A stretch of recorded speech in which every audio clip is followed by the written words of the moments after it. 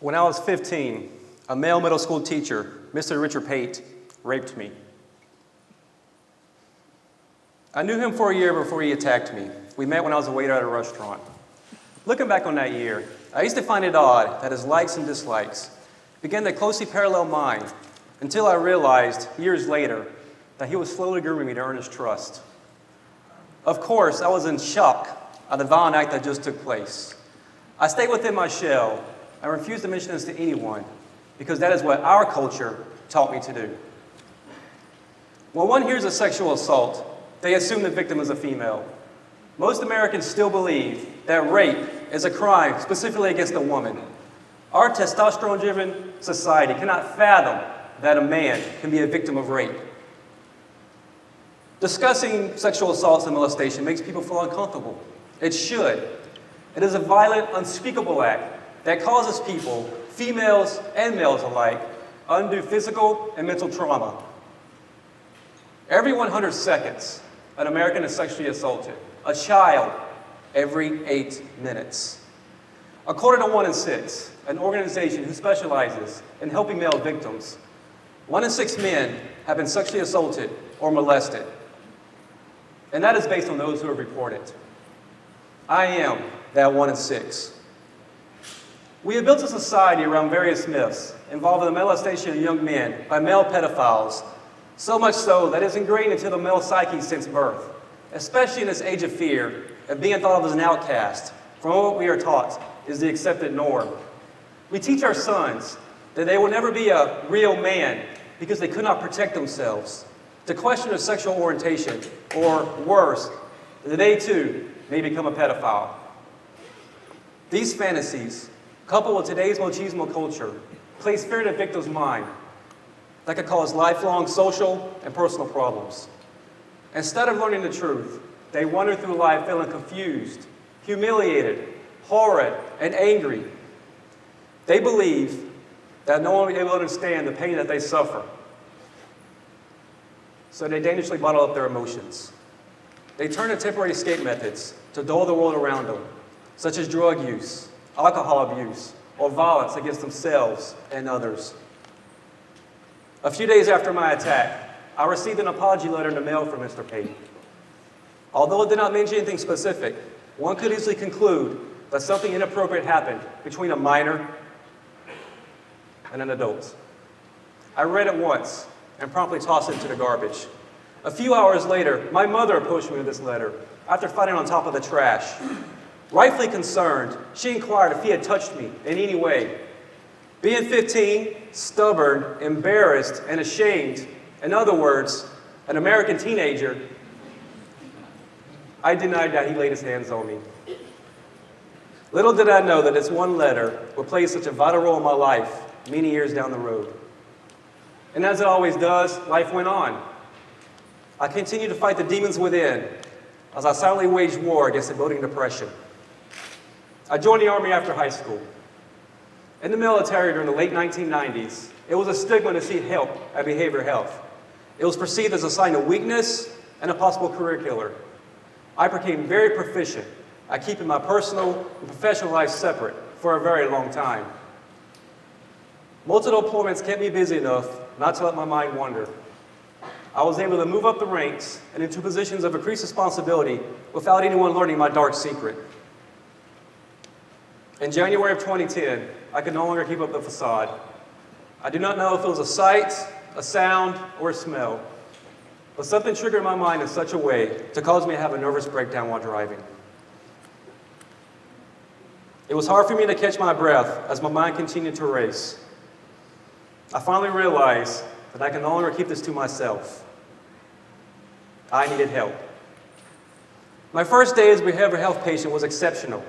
I told my story for the very first time in complete detail to a small group of fellow patients, basically a room full of strangers. My counselor possessed the unique skill of helping the people to open up, and he used persuasive powers on me without fail. I have never felt such a relief as I did that day when my story was finally out there. I was finally able to walk upright for the first time in over 17 years. The heavy burden of hiding my shameful past finally fell away. A couple months later, I researched the statute of limitations for statutory rape in my home state of North Carolina. There were none. I called my hometown's police department, even though it was a long shot, to report my attack. The detectives asked if we could meet for a couple days to work out the details. I submitted a written statement and showed them where Mr. Pate lived. By the way, not only did he have unlimited access to children during his decades of teaching, these same kids walked past his house twice a day during the school year. Honestly, I didn't think anything would come of it, because all I had was my word against a pillar of the communities, but I was happy to have started the process. The next week, I received some very good news. They arrested Mr. Pate on charges of statutory sexual offense and taking indecent liberties with a minor. He was sitting in the local county jail under $500,000 secured bond. During the investigation, the detectives interviewed the former school superintendent and found out a few interesting facts.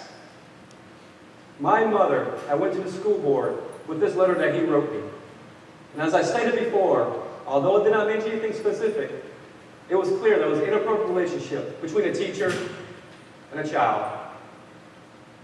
The school board gave him the option to tear it quietly, which he did. He died in 2013.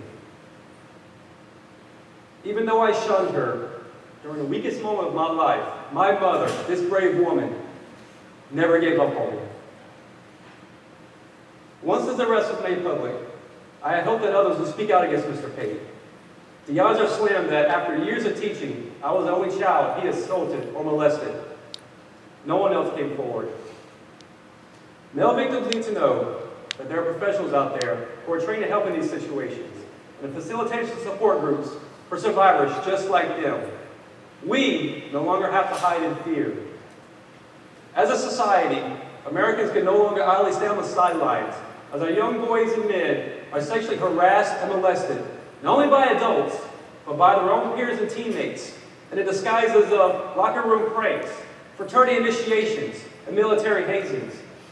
We must have the personal courage to no longer accept the excuses of, this is the way it's always been done. Boys will be boys, or they knew what they were getting themselves into. More times than not, it has nothing to do with sexual orientation. It is about one's will over another. It is about power. I'm sure you've heard of fight or flight. It is a survival mechanism that all animals, to include humans, use to survive a traumatic situation. It gives us hope. There is also a little known third response, freeze. For example, the deer in the headlights. The brain realizes that there is no hope of surviving a situation and acts accordingly. The day Mr. Pate savagely raped me, I froze. I had no hope. It took me over 17 years to finally gain the courage to stand up against him after haunting me for so long. But finally, I have found hope. I no longer need to attend behavioral health. I no longer depend on antidepressants to get me through the day. Speaking to groups just like this is my therapy. I am stronger now because I stood up not only for myself, but for so many others, to take a predator off the street that can no longer sexually assault my wife, that can no longer molest my daughter, and that can no longer harass one of your family members. There are many ways you can help, such as supporting wonderful organizations like 1 in 6, malesurvivor.org, or your local rape crisis center. You will probably never see a rape, but you will witness behaviors and attitudes that promote a rape culture, such as victim blaming, joking, or not taking allegations seriously. We must maintain situational awareness of our actions and be aware of our language.